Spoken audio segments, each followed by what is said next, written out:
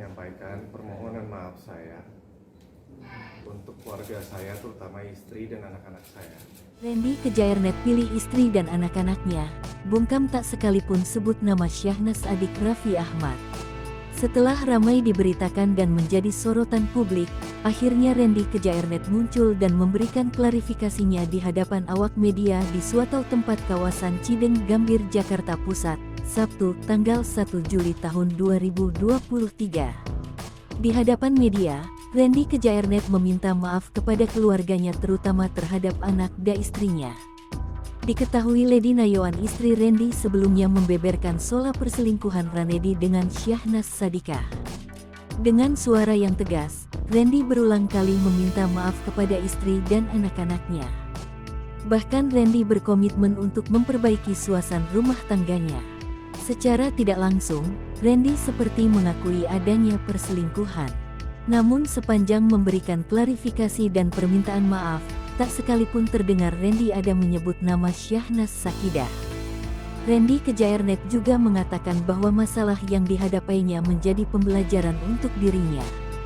Randy pun terus berulang kali menyebut keluarga, istri, dan anak-anaknya. Ditanya soal kebenaran apa yang disebarkan istrinya soal perselingkuhan dengan Syahnas Sakidah, Randy Kejairnet masih enggan menjawabnya dengan tegas. Begitu juga dengan tim kuasa hukum yang mendampinginya. Bahkan tim kuasa hukum Randy meminta awak media untuk menghargai apa yang sudah disampaikan dan apa yang sudah menjadi keputusan Randy. Mungkin Randy akan ada waktu yang tepat untuk dirinya bicara soal kebenaran tuduhan selingkuh dengan adik Raffi Ahmad itu. Intinya Randy ingin tetap fokus dengan keluarga, istri dan anak-anaknya. Saya mau menyampaikan permohonan maaf saya untuk keluarga saya, terutama istri dan anak-anak saya. Dan untuk rekan-rekan kerja saya, sahabat-sahabat saya, dan khalayak publik atas kegaduhan pemberitaan yang ada beberapa hari ini. Saya meminta maaf dan saya berfokus untuk sekarang kepada keluarga saya, kebaikan internal keluarga saya. Dan ini sudah jadi pembelajaran buat saya dan akan terus menjadi pembelajaran untuk saya untuk menjadi lebih baik.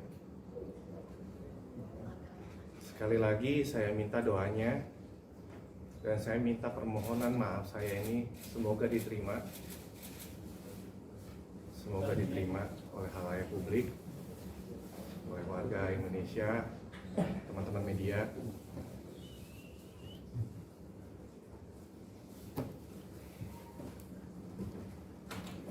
Dan saya ingin berfokus untuk membenahi kerusakan yang telah saya buat ke keluarga saya, masalah internal keluarga saya.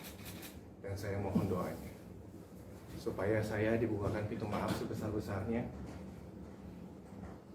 terutama pada keluarga saya semua.